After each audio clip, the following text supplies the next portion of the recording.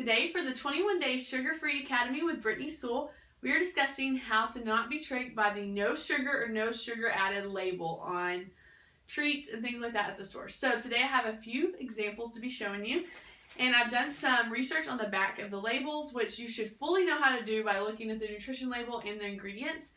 But I have a few more tips to share with you so that you aren't tricked by the food industry saying no sugar added, because there's still some you should stay away from.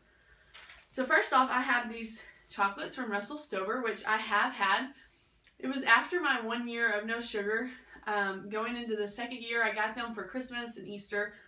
And I really didn't do as much research as I should have, because I have something to share with you here. So it says no sugar or sugar-free on the front. And if you look on the back, the labels say 0 sugars, but then right below it says sugar alcohol, and it says 14 grams. And this one is very handy. It has a little disclaimer on the back. It says sugar alcohol.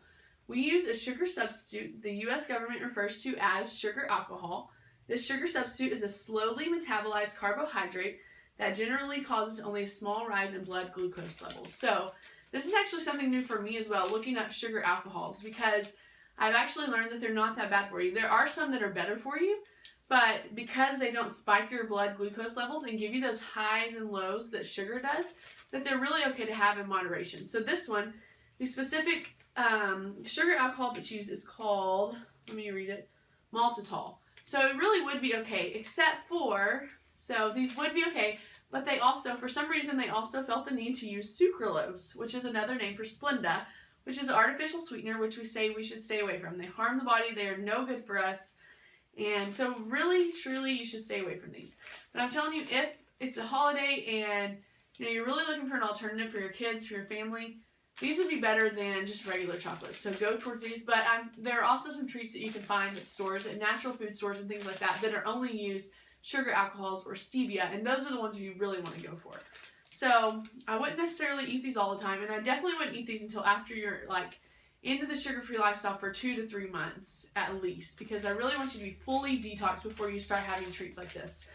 But so that one, not a great one, but it is okay if that's your only option. The second one I have here is a sugar-free, stated on the label, sugar-free pudding. They also have Jellos. I have clients that said they've eaten these.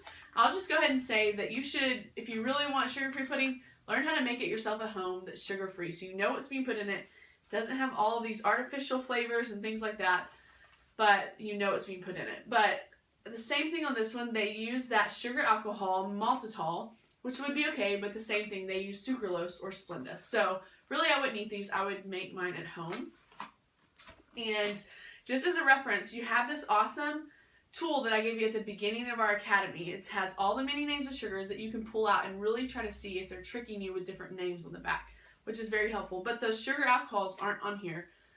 So you have to do your research and know some of those names, because those are okay, like maltitol. And then the last example I have for you is a really good one. This is Lily's chocolate. I find this at the natural food store. The front of it says no sugar added. It says stevia sweetened. And if you look on the back, it says 1 gram of sugar, which comes from the stevia extract. But it also uses a sugar alcohol called erythritol, which is one of the top suggested ones to use because it's natural. The same thing, it doesn't spike those blood glucose levels, and it comes from a plant. It's one of the top ones to use. If you wanted to use it to cook with, you can buy it at a natural food store. It's in a little dropper. It's very concentrated. The same with stevia extract. Very concentrated, but those are both good to eat. So this is my top suggestion for chocolate bars and chocolates to eat. Lily's makes all sorts of them. You can find them online or at natural food stores. This one's a salted almond and milk.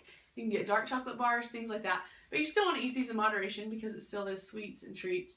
But there are some good ones to eat. So if you are looking and you're following the no sugar added label, look for things made with stevia or one of those natural food alcohol or sugar alcohols versus sucralose or artificial sweeteners, because those are no good.